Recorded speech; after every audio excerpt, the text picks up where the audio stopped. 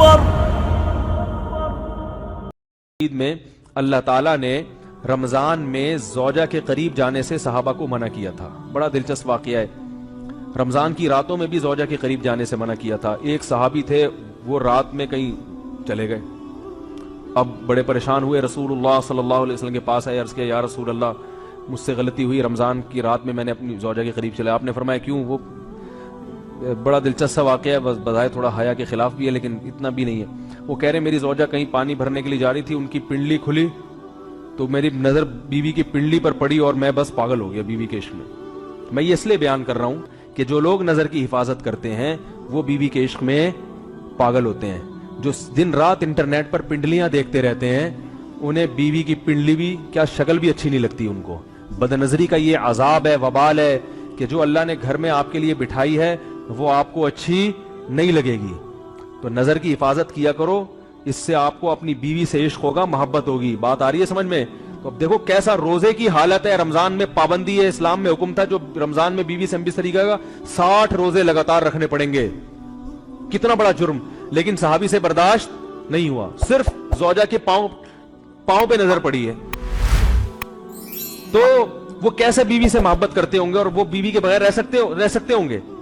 اور آج لوگوں کے فون آتے ہیں ہماری بیگم جس دن میکے جاتی ہے اتنی خوشی ہے، ایسا اچھا سا فیل ہوتا ہے، ایسا عجیب سا محسوس ہو رہا ہوتا ہے جیسے آزاد ہو گئے. تو میں کہتا ہوں ظاہر ہے اب تمہیں موقع مل گیا کنڈی لگانے کا، ٹھیک ہے نا، اور یہ آنکھ مٹکے کرنے کا، تو خوش تو ہوگے. تو یہ بھی ایک عذاب ہے جو لبرل لوگ نے جس عذاب میں ڈالا ہوا ہے نا، اس میں عورت کے حقوق نہیں ہے. عورت کے حقوق نظر کی حفاظت میں اور عورت کے پردہ کرنے میں ہے. جب مرد باہر نکلے گا سب پردے میں ہوں گی تو آئے گا کس کے پاس؟ بیگم کے پاس ہی آئے گا. تو اتنے منہ کالا کرنے کے راستے کھول دیے ہیں تو ظاہر ہے پھر کامیاب ازدواجی زندگی نہیں ہوتی. تو نبی کے پاس آئے، عرض کیا یا رسول اللہ میں برداشت نہیں کر پایا. تو آپ مسکرا دیے. تو وہ نبی کے پاس گئے، یا رسول اللہ ایسے ہوا، مجھ سے غلطی ہو گئی. تو آپ نے فرمایا کیوں؟ فرمایا ایسا ہو گیا تھا. تو آپ صلی اللہ علیہ وسلم نے فرمایا 60 روزے رکھو لگاتار. انہوں نے فرمایا ایک کی طاقت نہیں ہے، اس میں یہ ہو گیا 60 بھائی کیسے رکھوں گا، نہیں ہے طاقت 60. آپ نے فرمایا ٹھیک ہے پھر 60 غریبوں کو 2 ٹائم کا کھانا کھلاؤ. فرمایا اس کی بھی طاقت؟ بولو بھائی نہیں. اتنے میں ایک صحابی لائے کوئی چیز صدقہ کرنے کے لیے. تو آپ نے فرمایا چلو اصل حکم تو یہی ہے کہ 60 روزے یا پھر 60 غریبوں کا کھانا، وہ نہیں تو چلو فی الحال ان کو تنبیہ کے لیے کچھ ان کے سے صدقہ کروا لیتا ہوں. فرمایا چلو یہ فلاں خیرات کی ایک چیز لے کر آئے ہیں، تم یہ لے کے غریبوں میں بانٹ دو. انہوں نے فرمایا مجھ سے زیادہ غریب پورے مدینہ میں بھائی کوئی بھی نہیں.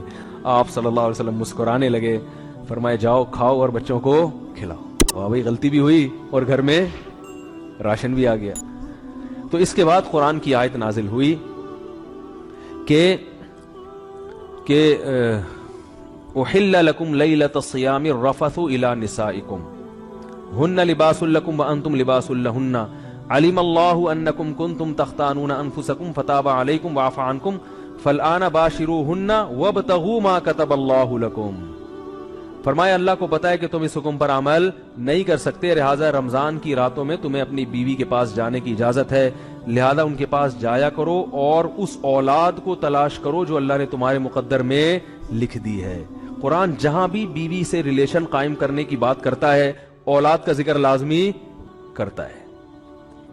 یعنی تلاش کرو اس اولاد کو جو اللہ نے تمہارے لیے لکھ دی ہے. ما کتب اللہ لکم، ما کتب اللہ علیکم نہیں ہے. علا کا مطلب تمہارے خلاف، لکم کا مطلب تمہارے فائدے کے لیے. لام عربی میں نفع کے لیے آتا ہے، علا عربی میں ضرر اور نقصان کے لیے آتا ہے. فرمایا یہ نہیں کہ اس اولاد کو تلاش کرو جو بطور پینلٹی کے اللہ نے تمہارے متھے لگا دی ہے، جو اللہ نے تمہارے فائدے کے لیے لکھ دی ہے.